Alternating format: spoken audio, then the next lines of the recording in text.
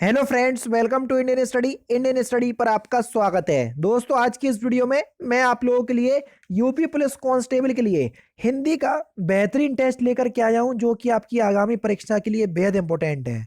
क्योंकि आप सभी लोग जानते हैं मैं डेली बेसिस पे आपको टेस्ट प्रोवाइड करवा रहा हूं, तो मेरी आपसे विनती है कि मैं जो टारगेट दे रहा हूं 150 लाइक का, तो प्लीज दोस्तों इस टारगेट को डेली बेसिस पे कंप्लीट करो। क्योंकि आने वाले दिनों में और बेहतरीन वीडियो आप लोगों के लिए डेली बेसिस पे आने वाली हैं। तो टाइम को ना वेस्ट करते हुए पहले क्वेश्चंस की तरफ बढ़ते हैं कि एक छंद में कितने चरण होते हैं।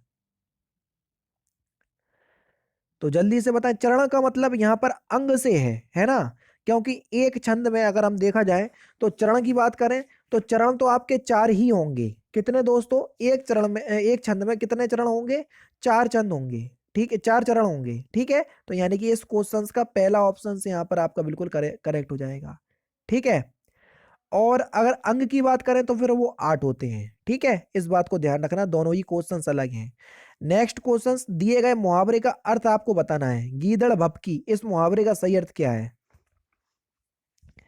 गीदड़ भपकी, इस मुहावरे का सही अर्थ क्या है? तो आपका जो सही आंसर हो जाएगा वह क्या हो जाएगा सर, जल्दी से बताओ। ऑप्शन नंबर ए, कोरी धमकी, यानी कि इस क्वेश्चंस का पहला ऑप्शन करेक्ट हो जाएगा। क्या होगा? गीदड़ भपकी का मतलब होगा कोरी धमकी। ठीक है, रस का संबंध किस धातु से है? बढ़िया क्वेश्चन, जल्दी से बताएं। रस का संबंध किस धातु से है? आराम से आप बता सकते हो। Question number 116। तो सही आंसर हो जाएगा बी ऑप्शन। बी ऑप्शन से यहां पर आपका बिल्कुल करेक्ट हो जाएगा। नेक्स्ट क्वेश्चन से आपका कि हाथी ने केला खाया, ये आपका जो वाक्य है आपको कर्मवाची में बदलना है। ठीक है, क्वेश्चन नंबर 117।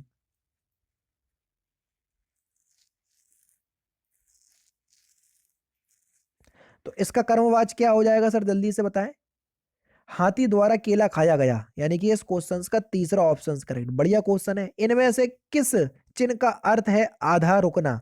जल्दी से बताओ, किस चिन्ह का अर्थ है आधा रुकना? जल्दी से बताओ। ये जो आपका चिन्ह दिया हुआ है दूसरा ऑप्शन, अर्ध विराम, इसका नाम ही है अर्ध। अर्ध का मतलब आधा, विराम का मतलब रुकना, अर्ध विराम। ठीक है, नेक्स्ट क्वेश्चन, दशानंद शब्द में आपको समास बताना है। दशानंद शब्द का समास विग्रह करो पहले तो। 10 है आनंद जिसके, आनंद का मतलब होता है सिर, और 10 सिरों वाले कौन था? रावण। और जितने भी भगवान देवी देवता के नाम है वो सभी के सभी बहुब्रीहि समास में आते हैं। फिलहाल इसका जो समास विग्रह होगा वो होगा 10 है आनंद जिसके, यानी कि इस क्वेश्चन का पहला ऑप्शन करेक्ट। ठीक है, नेक्स्ट क्वेश्चन देखो कि जो किसी भी स्थिति में टाला ना जा सके, वाक्यांशों के लिए एक शब्द आपको बताना है। जो किसी भी स्थिति में टाला ना जा सके उसको बोलेंगे हम अनिवार्य। क्या बोलेंगे? अनिवार्य, तीसरा ऑप्शन करेक्ट। नेक्स्ट क्वेश्चन देखो कि अरुण शब्द का आपको बताना है कि अनेकार्थी शब्द क्या होगा। बढ़िया क्वेश्चन, जल्दी से बताएं। अरुण आप सभी को पता है उसका अर्थ सूर भी होगा, तो पहला ही ऑप्शन से यहां पर आपका बिल्कुल क्या हो जाएगा सर, करेक्ट हो जाएगा। ठीक है, नेक्स्ट क्वेश्चन यहां पर देख लीजिए, अधिकरण कारक की विभक्ति चिन्ह आपको बताना है कि अधिकरण कारक की विभक्ति चिन्ह क्या होगा। तो अगर आपको पता है कि अधिकरण कारक का विभक्ति चिन्ह क्या होता है, मैं और पर, तो बस चौथा ऑप्शन करेक्ट। नेक्स्ट क्वेश्चन देखो कि कौन सा पुरुषवाचक सर्वनाम का भेद नहीं है। जो पुरुषवाचक सर्वनाम का भेद नहीं है वो ये आपको बताना है। क्योंकि आप सभी लोग जानते हैं कि पुरुषवाचक सर्वनाम जो है वो 3 प्रकार के होते हैं। कौन कौन से प्रकार हैं वो? पहला प्रकार हो गया आपका उत्तम पुरुष, मध्यम पुरुष और अन्य पुरुष। तो अति उत्तम पुरुष ये कोई भी प्रकार नहीं है, तो बस तीसरा ऑप्शन करेक्ट। नेक्स्ट क्वेश्चन आपको बताना है, निम्नलिखित प्रश्न में से 4 विकल्पों में से उस विकल्प का चयन कीजिए जो कि क्रिया भूतकाल से शुरू होकर अभी अभी समाप्त हुई है। बताइए, जब क्रिया अभी अभी शुरू होकर अभी अभी समाप्त हुई है तो वहां पर कौन सा काल होता है? डेफिनेशन आपसे को दी है, आपसे काल पूछा है, तो वहां पर आपका आसन्न भूतकाल होगा। कौन सा होगा? आसन्न भूतकाल, दूसरा ऑप्शन करेक्ट। नेक्स्ट क्वेश्चन देख लीजिए, अनु ने देखकर निबंध लिखा, तो आपको बताना है कि इसमें कौन सी क्रिया है। बढ़िया क्वेश्चन, जल्दी से बताइए। अनु ने देखकर निबंध लिखा, अब देखो एंड में ये कर शब्द दिख रहा, जिस भी सेंटेंस के एंड में कर और कर के शब्द आपको देखने को मिल जाए तो वहां पर आपकी पूर्वकालिक क्रिया होगी। कौन सी क्रिया होगी? पूर्वकालिक क्रिया। तो यहां पर भी आपकी कौन सी क्रिया होगी? पूर्वकालिक क्रिया। नेक्स्ट क्वेश्चन दोस्तों आपके सामने, प्रबंधकर्ता का आपको स्त्रीलिंग शब्द बताना है कि प्रबंधकर्ता का स्त्रीलिंग शब्द क्या हो जाएगा, जल्दी से बताएं। तो प्रबंधकर्ता शब्द का स्त्रीलिंग शब्द हो जाएगा प्रबंधकर्ती, यानी कि इस क्वेश्चन का तीसरा ऑप्शन करेक्ट। नेता का स्त्रीलिंग शब्द आपको बताना है, जल्दी से बताओ कि नेता का स्त्रीलिंग शब्द क्या होगा। सॉरी, नेता का बहुवचन आपको बताना है। नेता का अगर स्त्रीलिंग भी होता तो वो नेत्री होता, लेकिन यहाँ बहुवचन पूछा है। तो नेता शब्द का जो बहुवचन बनेगा वो नेता ही बनेगा, यानी कि चौथा ऑप्शन बिल्कुल करेक्ट होगा। ऋतु शब्द का आपको बहुवचन बताना है कि ऋतु शब्द का बहुवचन क्या बनेगा। उकारांत शब्द है, उकुरांत उकारांत शब्द में ए जोड़ के उनके बहुवचन बनाते हैं, तो बस पहला ऑप्शन करेक्ट हो जाएगा। ठीक है। नेक्स्ट क्वेश्चन, स्वर रहित व्यंजन जब स्वर सहित व्यंजन से मिलता है तब क्या कहलाता है? जब स्वर रहित व्यंजन सहित व्यंजन से मिलता है तो उसको हम संयुक्त अक्षर कहते हैं। क्या कहते हैं? संयुक्त अक्षर, यानी कि इस क्वेश्चन का पहला ऑप्शन करेक्ट। कौन सा व्यंजन नासिका द्वारा उच्चारित होता है, यानी कि नाक से बोला जाता है? हर वर्ग का जो पांचवा व्यंजन होता है वो नासिक व्यंजन कहलाता है। अब देखो, ये टा वर्ग का पांचवा व्यंजन दिया तो बस पहला ही ऑप्शन करेक्ट हो जाएगा। चाहे का वर्ग का ले लो, का खा गा गा अंगा, तो ये अंगा जो है वो भी नासिक व्यंजन कहलाएगा। ठीक है।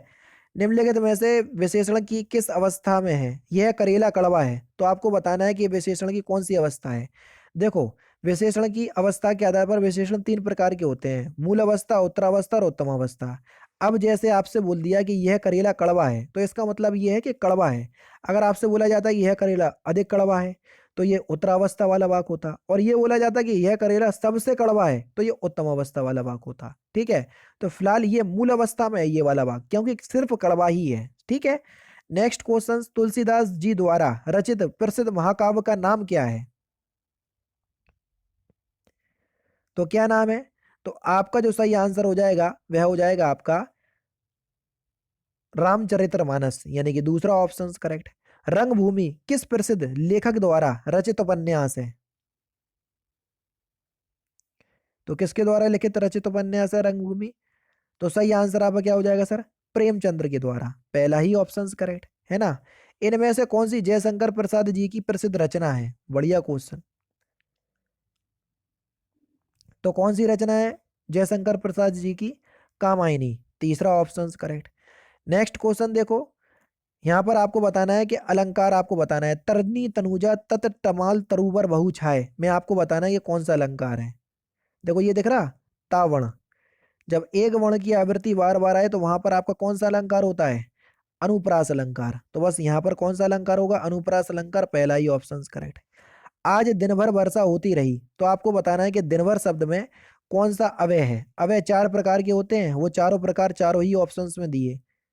आज दिन भर वर्षा होती रही, तो आपको बताना है कि इसमें किस प्रकार का अव्यय है। देखो, इसमें क्रिया विशेषण अव्यय है, और क्रिया विशेषण अव्यय भी चार प्रकार के होते हैं, कालबोधक, रीतिवाचक, परिमाणवाचक और एक और आपका होता है। ठीक है। तो ये चार प्रकार के होते हैं। एक होता है स्थानवाचक, टोटल चार प्रकार हो गए। उस चार में से ये जाएगा कालबोधक, क्योंकि दिन भर समय दिखा रहे तो काल भर क्या नाम है, ये कालबोधक में जाएगा। तो फिलहाल तो आपका क्रिया विशेषण अव्यय होगा, पहला ही ऑप्शन करेक्ट। ठीक है। नेक्स्ट क्वेश्चन देखो, आप नानी के घर जाओ, तो आपको बताना है इसमें अशुद्ध वाक्य है, इसका शुद्ध रूप आपको बताना है कि इसका शुद्ध रूप क्या होगा। ये अशुद्ध वाक्य है, आप नानी के घर जाइए, तो बस पहला ही ऑप्शन से यहाँ पर आपका शुद्ध रूप होगा। नेक्स्ट क्वेश्चन देख लीजिए, कौशल शब्द का आपको बताना है पर्यायवाची शब्द, क्योंकि समान अर्थ वाला शब्द आपका पर्यायवाची शब्द कहलाता है। तो कौशल का समानार्थक यानी कि पर्यायवाची शब्द क्या होगा? तो आपका जो सही आंसर हो जाएगा वह हो जाएगा आपका ऑप्शन नंबर ए, दक्षता। कौशल का मतलब होगा दक्षता, पहला ऑप्शन करेक्ट। अवगुण शब्द में फिल इन द ब्लैंक उपसर्ग है, कौन सा उपसर्ग है अवगुण शब्द में? जल्दी से बताओ। उपसर्ग किसी भी शब्द के आगे लगाए जाते हैं, तो अवगुण शब्द में कौन सा उपसर्ग होगा? अब उपसर्ग होगा, तीसरा ऑप्शन करेक्ट। नेक्स्ट क्वेश्चन आपके सामने है। उस विकल्प का चयन करें जो प्रत्यय से नहीं बना है, यानी कि जिसमें प्रत्यय ही मौजूद नहीं है, प्रत्यय रहित शब्द आपको बताना है, जल्दी से बताएं। सफल शब्द में कोई भी प्रत्यय नहीं है, चौथा ऑप्शन करेक्ट। नेक्स्ट क्वेश्चन आपके सामने, ग्राम शब्द का आपको तद्भव रूप बताना है। ग्राम का तद्भव आराम से बता सकते हो, सिंपल सा क्वेश्चन है। तो ग्राम का तद्भव होगा गांव, दूसरा ऑप्शन करेक्ट। नेक्स्ट क्वेश्चन देख लीजिए कि बंधन शब्द का आपको विलोम शब्द बताना है, विपरीत अर्थ वाला शब्द यानी कि विलोम शब्द। तो बंधन का विलोम शब्द क्या होगा? तो मुक्त होगा सर, चौथा ऑप्शन करेक्ट। नेक्स्ट क्वेश्चन देखो, सूक्ति शब्द का संधि विच्छेद क्या होगा? बढ़िया क्वेश्चन, जल्दी से बताएं। सूक्ति शब्द का संधि विच्छेद, सु प्लस उक्ति। सु में देखो छोटे ऊ की मात्रा लगी हुई है और छोटा ऊ मिलके क्या बनाएंगे? बड़ा ऊ। तो देखो यहाँ पर बड़े ऊ की मात्रा लगी, तो किस संधि का नियम है? ये दीर्घ संधि का नियम है, ठीक है ना, पहला ऑप्शन करेक्ट। नेक्स्ट क्वेश्चन देखो कि धर्मात्मा शब्द में आपको बताना है, सही संधि विच्छेद वाला शब्द आपको बताना है। धर्मात्मा शब्द में सही संधि विच्छेद क्या होगा? तो इस क्वेश्चन का आंसर आप मुझे कमेंट बॉक्स में बताएंगे। तो दोस्तों ये थे आपके हिंदी के इंपॉर्टेंट क्वेश्चंस जो कि आपकी आगामी परीक्षा यूपी पुलिस कांस्टेबल के लिए बेहद इंपॉर्टेंट है। वीडियो अगर आपको अच्छी लगे तो प्लीज दोस्तों यार वीडियो को लाइक और शेयर जरूर कर दीजिएगा। बाकी यार फिर मिलते हैं नेक्स्ट क्लास में, नेक्स्ट सेशन में। जय हिंद, जय भारत।